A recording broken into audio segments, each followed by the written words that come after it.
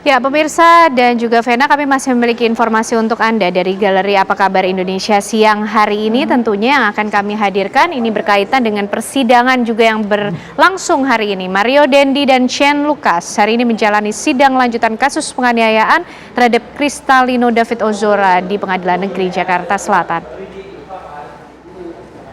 Agenda sidang hari ini adalah pemeriksaan saksi yang dimulai sejak pukul 10 waktu Indonesia Barat tadi. Kali ini jaksa penuntut umum menghadirkan ayah David Ozora yakni Jonathan Latumahina sebagai saksi dalam persidangan. Selain menghadirkan saksi ayah David, jaksa penuntut umum juga menghadirkan 3 orang saksi yang lain yaitu Rudi Setiawan, Natalia Puspitasari, dan Renziro. Sedangkan 1 saksi lainnya yaitu M. Rustam Hatala berhalangan hadir karena sedang menjalankan ibadah haji ke Mekah. Mario Dandi dan Shane Lucas didakwa telah melakukan penganiayaan berat berencana dalam kasus penganiayaan terhadap David Ozora pada Februari 2023 lalu.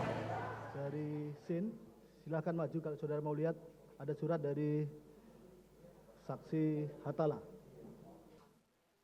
Ya, lalu bagaimana pemirsa jalannya persidangan terhadap Mario Dandi yang digelar hari ini di Pengadilan Negeri Jakarta Selatan? Kami ajak Anda bergabung bersama Anggia Eboni di sana. Anggia Eboni, nampaknya sidang sedang diskors. Nanti setelah dimulai agendanya apa?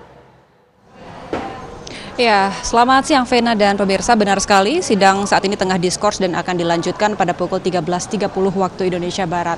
Nah, tadi di sidang dibuka dengan pemeriksaan terhadap saksi Jonathan Latumahina, ayah dari korban David Ozora. Nah, selanjutnya nanti setelah skors, sidang akan dilanjutkan dengan pemeriksaan saksi lainnya. Dalam hal ini ada 3 orang saksi yang juga dihadirkan hari ini, Rudi Setiawan, Natalia Puspitasari, dan Renjiro Amadeus Arici Kresnatan. Renjiro ini merupakan teman dari korban David Ozora, sementara Rudi Setiawan dan Natalia Puspitasari ini adalah orang tua dari Renjiro. Nah, sebagai informasi, Natalia ini merupakan ibu rumah tangga yang pada saat kejadian penganiayaan di tanggal 20 Februari lalu, ia adalah orang yang menghentikan ataupun meneriaki terdakwa Shane dan Mario untuk berhenti menganiaya David Ozora. Nah, selain itu, Vena dan pemirsa, kami punya catatan poin-poin menarik yang tadi disampaikan Jonathan Latumahina di muka persidangan ketika bersaksi untuk terdakwa Mario Dandi Satrio dan Shane Lucas Lubantoruan. Yang pertama tadi yang kami catat adalah ketika tanggal 20 Februari setelah penganiayaan terjadi dan David Ozora dibawa ke Rumah Sakit Medika Permata Hijau Jakarta Selatan, saat itu Jonathan Latumahina sang ayah ini mengaku bahwa ternyata di rumah sakit tersebut ada setidaknya 3 orang yang terus menghampirinya, mendekati Jonathan, dan 1 diantaranya akhirnya berkata kepada Jonathan, mengaku bahwa ia adalah utusan atau orang yang datang dari pihak keluarga pelaku. Nah, saat itu orang tersebut mengatakan kepada Jonathan bahwa, "Pak, kita cari saja rumah sakit terbaik, nanti semuanya akan dibereskan oleh pihak keluarga." Nah, tadi di muka persidangan Jonathan menyampaikan bahwa ia menolak mentah-mentah tawaran tersebut dan ia juga langsung terbersit di pikirannya bahwa ini pejabat atau siapa. Nah, kemudian poin menarik lainnya yang diungkap oleh Jonathan Latumahina, ayah dari korban David Ozora, adalah ketika ada pemeriksaan di Polsek Pesanggerahan Jakarta Selatan. Saat itu Jonathan menerima informasi ataupun kabar dari 2 saksi lainnya, Natalia dan Rudi, yang menyampaikan bahwa ada obrolan di antara para terdakwa. Dalam hal ini Mario Dandi Satrio mengatakan kepada anak AG dan Shane Lucas bahwa kalian tenang aja, kalian itu nggak akan kena. Nanti semuanya diurus sama papa. Aku aja paling cuma 2 tahun 8 bulan.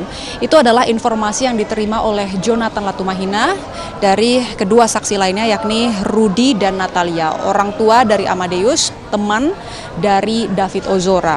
Kemudian 1 poin menarik lainnya yang juga tadi kami simak di persidangan hari ini di Pengadilan Negeri Jakarta Selatan adalah ketika majelis hakim menanyakan kepada Jonathan, apakah selama ini Jonathan mengetahui sekiranya apakah sang anak ini mempunyai musuh atau pernah mendapatkan ancaman, tetapi Jonathan mengaku bahwa ia tidak mengetahui sampai akhirnya setelah insiden penganiayaan ini terjadi, Jonathan mengecek handphone anaknya David Ozora dan menemukan di situ ada percakapan di aplikasi WhatsApp.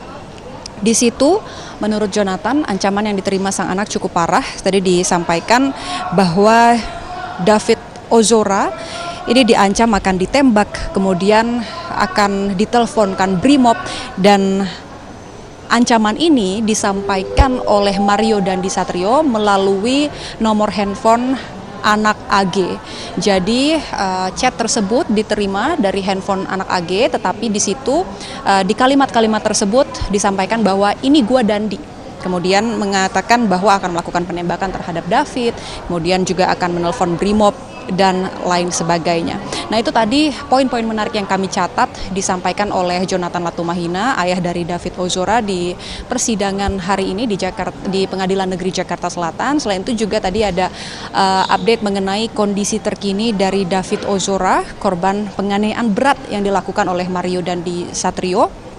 Bahwa saat ini kondisi David menurut Jonathan sudah mulai bisa berkomunikasi, namun belum intens, jadi belum bisa melakukan komunikasi dua arah. Kemudian ada juga tentunya perubahan fisik, mulai dari berat badannya yang menurun, kemudian juga bahu sebelah kiri David ini lebih turun dibandingkan yang sebelah kanan dan tidak seleluasa yang sebelah kanan. Hal tersebut menyebabkan David Ozora juga belum bisa beraktivitas secara utuh sendirian, mulai dari mandi, kemudian memakai baju sendiri. Juga tadi Jonathan katakan bahwa putranya belum bisa melakukan hal-hal tersebut, sehingga setiap harinya ini ada pendampingan dari layanan home care selama 24 jam. Dan hingga saat ini David Ozora juga masih terus menjalani fisioterapi. Dan sebenarnya kondisi David juga saat ini dikatakan oleh tim dokter amnesia. Tadi Jonathan mengungkapkan contoh kecil dari amnesia atau hilangnya ingatan David ini adalah David memanggil sang ayah Jonathan itu dengan sebutan Mas, begitu. Dan selain itu, selanjutnya sidang ini akan kembali dilanjutkan, Vena dan pemirsa, sesuai yang tadi kami informasikan pada pukul 13.30 waktu Indonesia Barat, dengan pemeriksaan terhadap 3 saksi lainnya yang dihadirkan, yakni Rudi Setiawan, Natalia Puspitasari, dan Renjiro Amadeus. Sebenarnya ada satu lagi saksi yang juga dijadwalkan hari ini akan diperiksa, Rustam Hatala. Ia adalah paman dari korban David Ozora, namun yang bersangkutan berhalangan hadir karena tengah menjalankan ibadah haji di Tanah Suci, sehingga nantinya akan dijadwalkan ulang pemeriksaan terhadap yang bersangkutan. Sementara demikian, Vena kembali ke Anda di studio. Baik, Anggia Eboni, terima kasih atas laporan Anda. Kami tunggu jalannya persidangan yang nanti akan dimulai pukul 13.30 waktu Indonesia Barat.